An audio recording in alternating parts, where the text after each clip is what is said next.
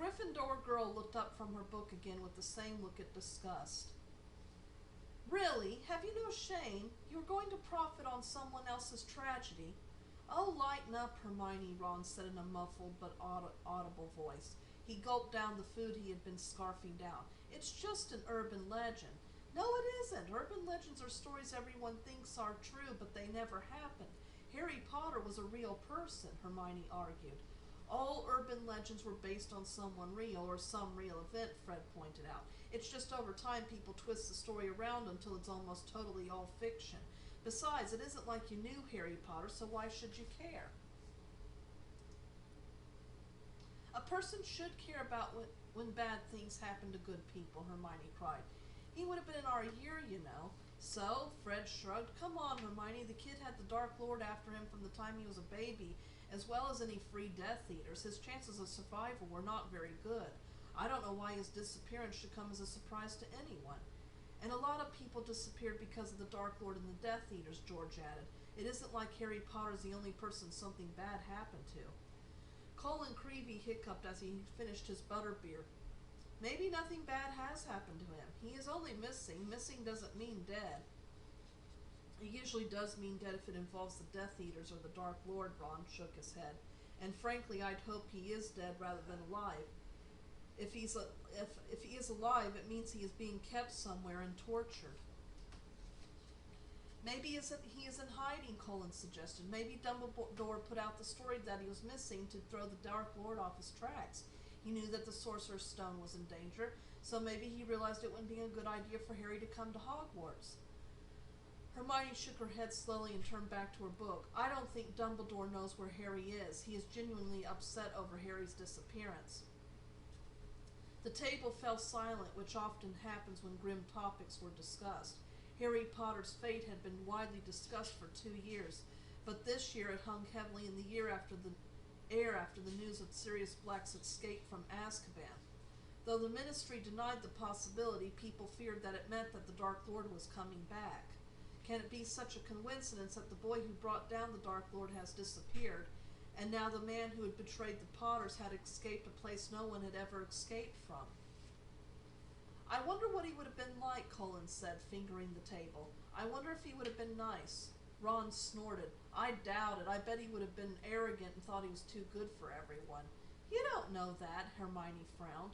I know most famous people are arrogant and snobby, Ron replied defensively. Really, have you ever known anyone famous that was nice? I've never known anyone famous, Colin said. Well, you knew Gilderoy Lockhart, Fred disagreed, and he was a pompous toe-rag. He was not, Hermione exclaimed indignantly. I don't believe it, Ron said in disgust. You still have a crush on him, even after he turned out to be a fake and he tried to erase my memory and he would have left my sister to die in the Chamber of Secrets. Well, Hermione turned pink, then coughed. He was very charming. It's a pity that the snake didn't eat your sister, Weasley, an all too familiar sneering voice said. Your parents could probably afford to buy new things if they had one less mouth to feed. Ron stood up, shaking off Hermione's restraining hand. Colin got out of the way of what promised to be a crossfire. The Weasley twins flanked Ron, preparing to help him. Shove off, Malfoy, Ron spatted. Malfoy grinned evilly, sharing a look with his toadies Crabbe and Goyle and his girlfriend Pansy Parkinson. Or you'll do what, Weasley? Hey, Madame Rosmerta called out. What is going on over there? Draco didn't pay her any mind. You all wonder what Harry Potter would be like? I agree, he'd probably not want to hang out with you losers. He'd probably have more discerning tastes and choose to associate with only the best wizarding families. The twins made a scoffing noise. Oh yes, that makes sense, Hermione replied snidely. He would definitely want to hang out with the best wizarding families, who all happened to be Death Eaters that were responsible for killing his parents. Draco's face darkened, and he lifted up his wand. Madame Rosmerta rushed over to them. Hey, cut that out! No fighting in here! Leave them to me, Madame Rosmerta, a silky voice said, which made all the students react nervously. Severus Snape grabbed Draco's shoulder. His eyes darted to the other 3 Slytherins in his company. You 4, leave now, and I don't want to hear any more about you starting fights in Hogsmeade. Don't make me write to your parents." The four Slytherins quickly left. The professor then eyed the Gryffindors at the table. "Whenever there is trouble, I know at the bottom of it I will find you, Miss Granger, and you, Ronald Weasley."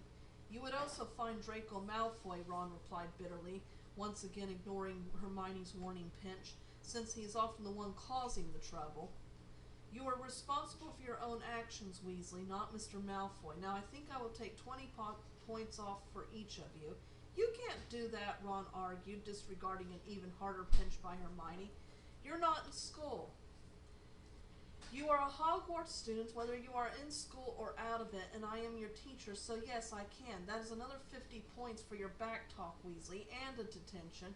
Now I suggest that you Gryffindors return to the school right now. If you are not there when I return, I will take another 30 points off for each of you."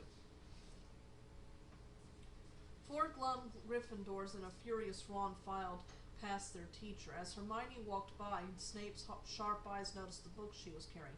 "Granger," he called her back. "Yes, Professor?" she asked nervously, clutching the book to her chest for comfort, and unwittingly gave her teacher a better look at it. "Let me see that book," he commanded. Reluctantly, she handed it to him. He frowned and opened it up to the page she had her bookmarker in. His eyes rested on a symbol he had seen before, and he glanced up at the girl.